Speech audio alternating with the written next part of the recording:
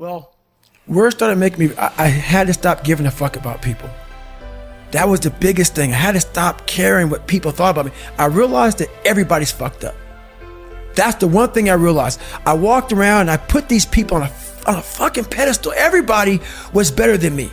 So I can't tell you anything about me because you're gonna judge me and I'm gonna feel even worse than what I am. What I realized, once I calmed my mind down and sat back and looked at how jacked up this world is, once you realize that you are not alone, everybody that's talking to you about how jacked up you are, only thing they've done better than you is they've hidden their fucked up world better than you have. That's all they've done. So once I realized that, if you want to sit back, like for instance, there's all these things that are on TV and we have all these news people judging people who fuck up in life. And yeah, they made big mistakes. But that person who is judging you on TV, I guarantee you that news person, they say, I'm glad that my shit didn't come out, but I'm gonna judge the hell out of you. I know that about people. So if you want to sit back and judge how jacked up I was and how messed up my life was, Merry Christmas, go for it, have a good time. But I'm smiling at you right now, knowing you have a secret that you're not willing to share. It gives you a lot of power when you're able to go on a podcast this big and say, hey, tell me, I'll tell you anything you want to know, 'cause I no longer care. And that is a lot of power in that, to be able to put your life on a billboard for the whole world to see and say, judge it, man, judge it. Like just me talking about it makes me feel good. And that's another thing about it.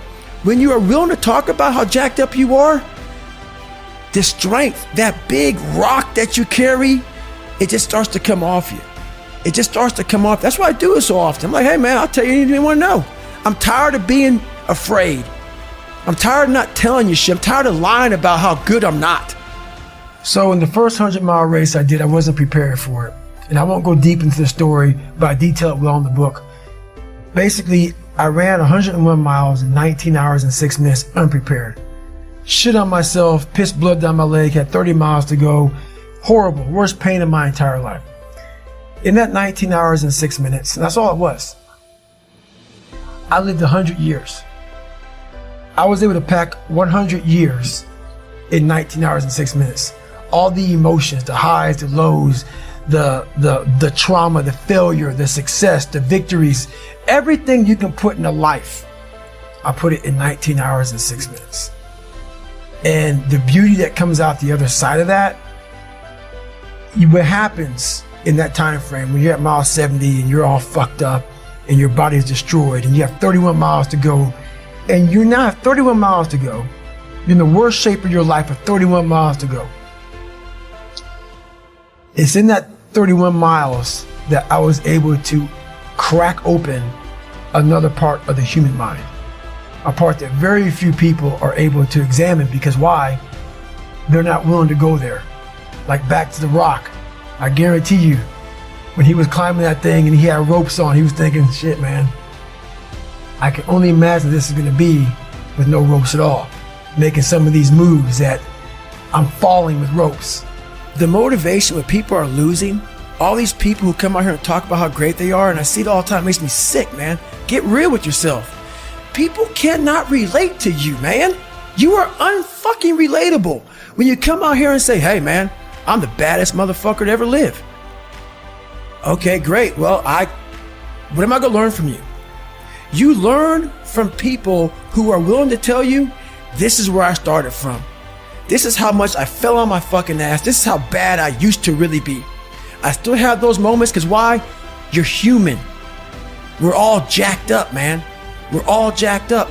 And that's what makes my story relatable. I'm willing to let you in to see I'm decently successful now. But I didn't come out like this, man. I didn't come out, that's the story, is you have to give people just a little bit of hope. There's no hope when they just see greatness in you everywhere. You have to be able to get yourself down to a level of check it out, man. There's hope for you. That's all I'm trying to give you. Just a little bit. You have to go to a different focus. The focus has to be so heightened that very few people, they even understand that, but they have it in them. They have it in them to go there. But you have to go to a place of fear, of suffering, of pain, of doubt. And that's when your mind, if it knows it's not going to quit, it opens up. And once it opens up, that's my 40% rule. Once you can open your mind up when it knows it's not going to quit, it finds more. It finds more focus. It finds more power. It finds more drive. And that's what gets you through the 31 miles. That's what gets him so hyper-focused on that one little nodule to put his finger on. And that's what you find in those moments. But without those moments, you don't know what you're capable of. Because you're living a very structured life without risk. When I got through with that first 100-mile race that I did around that 1 mile track that I didn't prepare for, and I was considerably, it was horrible. And I'll never forget, I found such peace and beauty. When I got there, I was in the worst pain of my fucking life. And I got done and my wife pulled the car up on my ex-wife, pulled the car up on this little lawn, and I got in the back of it.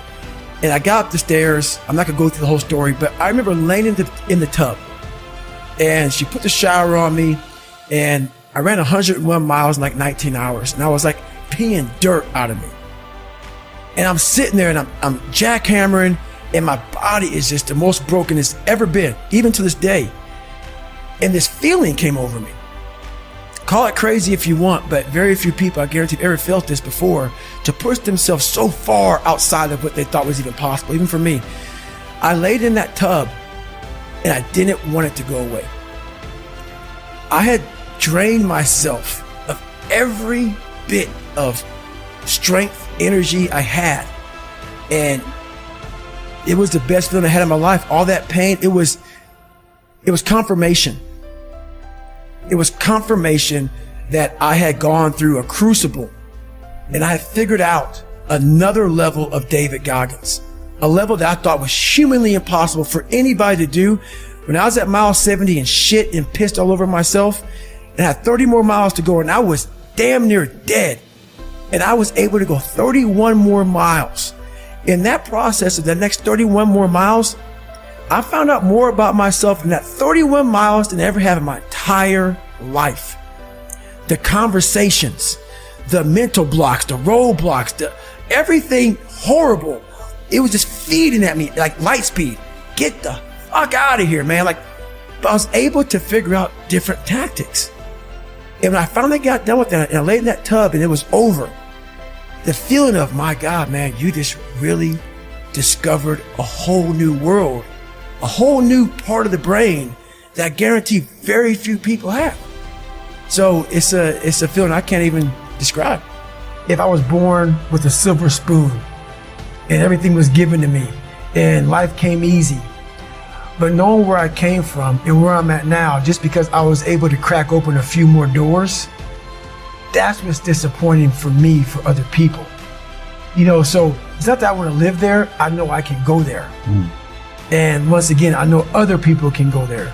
So I guess that's the thing with me is I know I have the ability now to go to a place that's very, very hyper-focused, that I can accomplish some pretty amazing feats. Not because I'm amazing, because I allowed my mind to be open-minded for the possibilities of what can I achieve.